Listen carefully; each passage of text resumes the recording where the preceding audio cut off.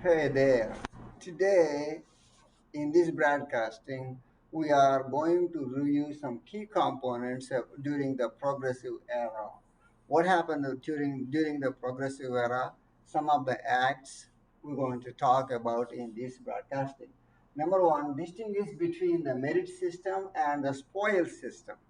Here, the two systems in those time we have is two systems. One is the merit system. The other one is the spoil system. The merit system means that you are selecting the government officials who are qualified to do the job so that the people get benefit because they have a qualified officials to handle the things that what they need for. The other one is a spoil system. In the spoil system, people are appointed to the jobs even though they don't have a qualification.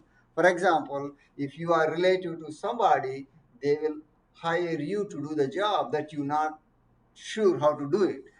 Because of that thing, the public will suffer because they will get the bad employers to work for the government office. That's what we have problem in those days in the Gilded Age. So the progressive era, they want the system called merit system instead of the spoil system back in the Gilded Age.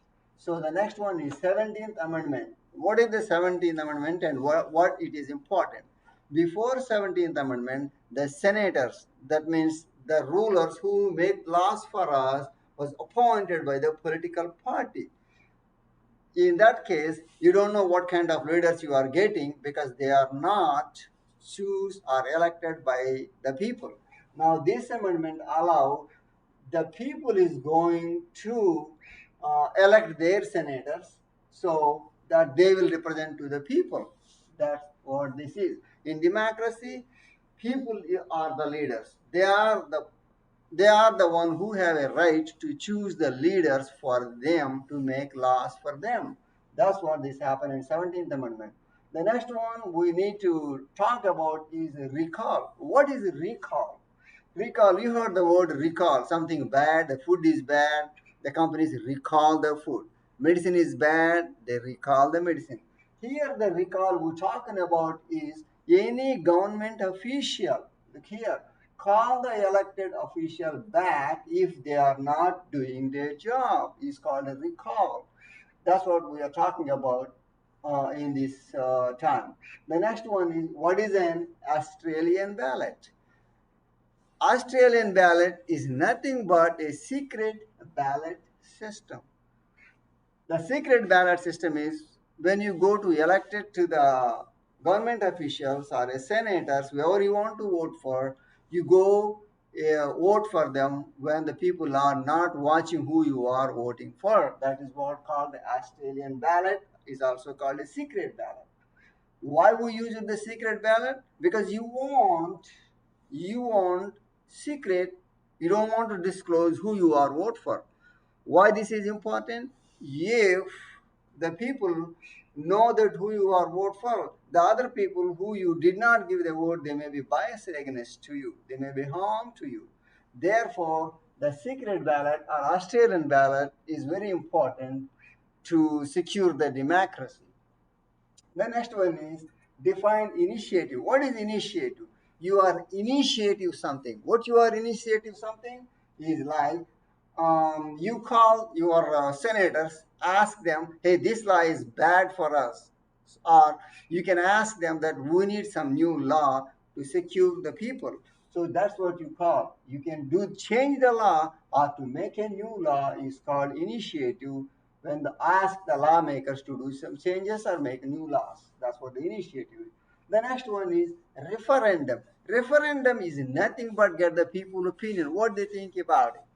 So what you hear talking about here, referendum is a people opinion to outlaw the law. For example, the federal government made a law and sent it to the country that hey, this is the new law that we have to adhere, we have to implement in the country. Then the state government come up thinking that this law is not really good for our people. It may be hurt some way.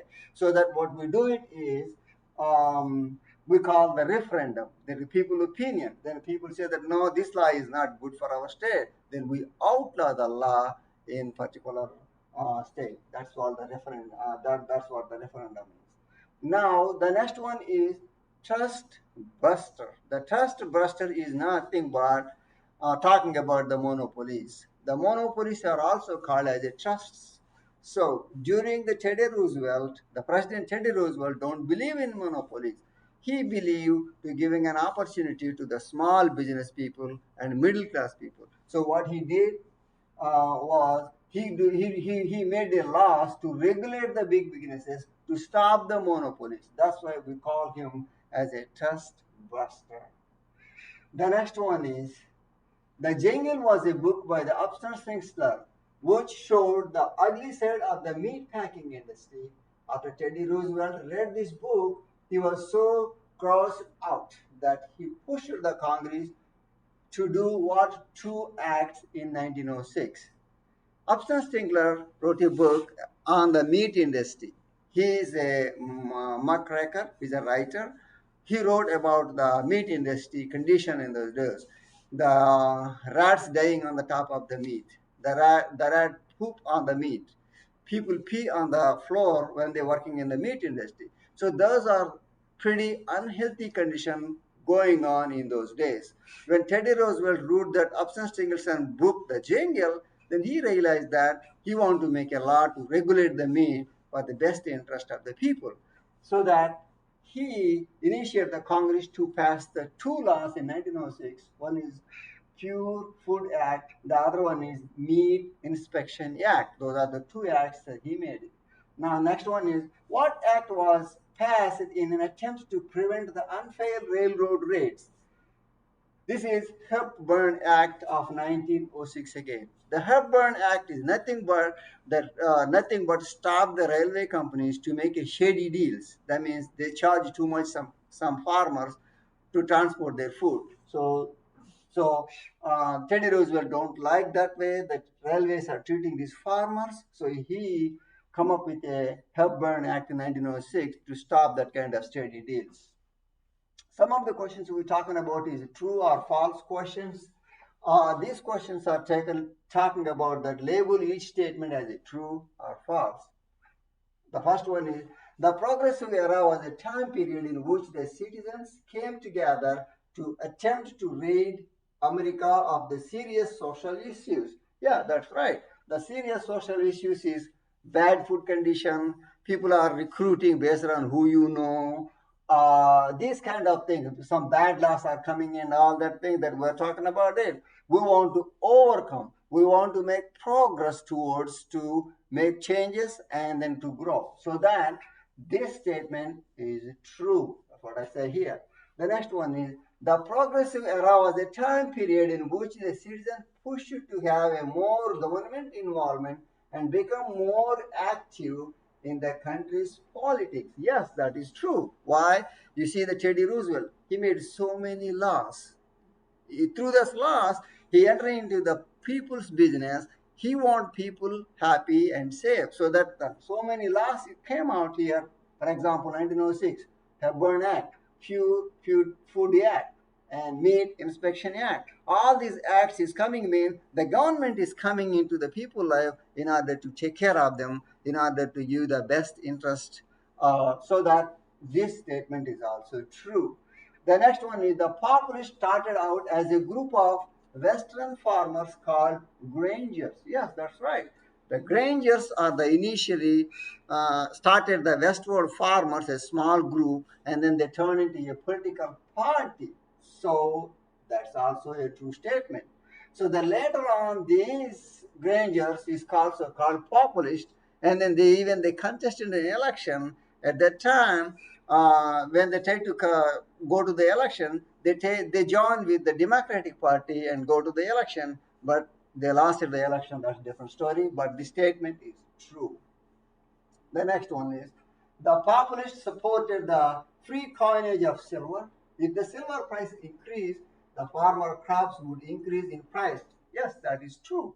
What is the truth? The populists supported two things. Anytime you see the question about the populists or grangers, you got to remember that they want to silver price go up, and they want to the fair price for their crops. You see, that's what they're talking about. That. So that statement is true. The next one is big businessman back east, like bankers, railroad owners, and storage bin owners. These two, banks, railway companies, and storage bins, who they are? They are the people, or they are the business institution need for these farmers or the grangers or the populist. What did they do?